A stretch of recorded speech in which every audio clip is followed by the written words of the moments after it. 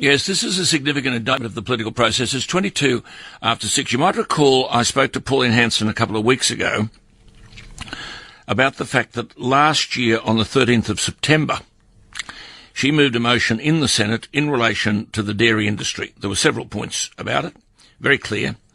And she's saying, well, it's time now for intervention because the farmers are being done it. I'll be looking at this in some detail after 7:30 this morning, but her final point in the notice of motion was, quote, it is a myth that milk prices are set by market forces because farm gate prices for milk are set by processors that are often foreign-owned. Well, all but Bega and Norco are. Right, just put that to one side for a moment, and I thought, well, that was worthy of speaking to Pauline Hanson. And we did. Well, then I find that about 2 weeks ago, she has moved a further motion, which says simple, it's easy to understand, given notice of motion, and it says this. The leader of Pauline Hanson's one, and we've seen an area in North Queensland, haven't we, the size of England, underwater. But that's just in the last couple of weeks. I mean, last year at about this time, there was an area of northern New South Wales, same size, all underwater. Nothing's harvested. Nothing's harvested.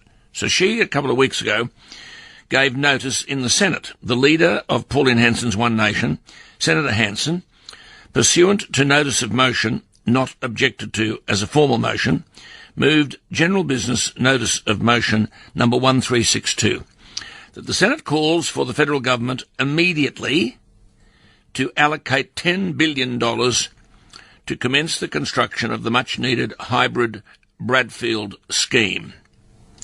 So that was the motion, and it was put in the Senate. That would benefit, you'd think, country Australia, all of Australia, farmers, harvest water, and all the rest of it. There were 4 votes in support, everyone in the government, and the National Party voted against the motion. I asked Pauline Hanson to come on the line again for that reason to explain what did happen. Pauline, good morning. Good morning, Alan. Am I accurate in that? Very, actually. I was devastated when I saw the response by all the major political parties, including the Greens, the Labor, the National and the Liberal, to vote against this most important infrastructure project that we could undertake in this country. And you're right, we've got the floods up north. The amount of water we lost in 1 week would actually water all the irrigators down the Murray-Darling for a year. So, you know, what we spent, and people say the feasibility of it. Let me put it to you this way. When the Snowy scheme was built and constructed in 1949, it was going to cost around about $870 million. There was an outcry to the cost of that. But it's the biggest project that we ever built, the employment that it created, and still stands strong to this day. But I don't agree with what the government's heading down the path and what they're going to do. But I think to put the money into the Bradfield scheme to water inland Australia, I think that's the best project we can. Well, see, the point start. is people would say, well, look, now why not have a feasibility study? Now, if you've said 1,000 times and I've said 1,050 times, we have about 5,327 feasibility studies, all of which are gathering dust. There's any number of projects, aren't there? The research has been done. As I said, I was reading some papers the other night where there are 85 in a report of 22 years ago, 85 sites in New South Wales alone where the dams can be built, and it's got all the infrastructure detail, what pipelines, what damming, what you'd need to do. That's all there. So what you're saying is get on with it. Alan, there's been 2 feasibility studies done on this, and it's estimated in about 2009 at $9 billion. I don't care if it costs $15 billion. Where's the feasibility studies for the $50 billion we're going to spend on the subs? On submarines, that's right. Where's the feasibility study on the $50 billion that we spent for the NBN? It's possibly up to $60 billion now. Good on what you.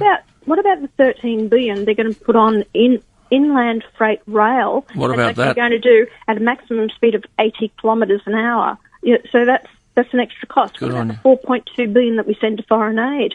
You know, feasibility studies, well, I'm going to ask you a question. How feasible is it going to be if we actually don't have water? This is what it's all about. Don't say any more. You've done brilliantly. You have done brilliantly. You see, that's the point. Where was the feasibility study? This is Pauline Hanson. Where's the feasibility on the $50 billion submarine?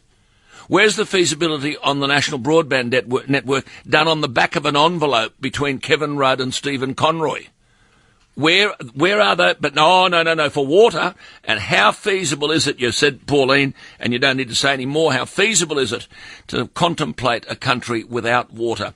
Keep going, Pauline.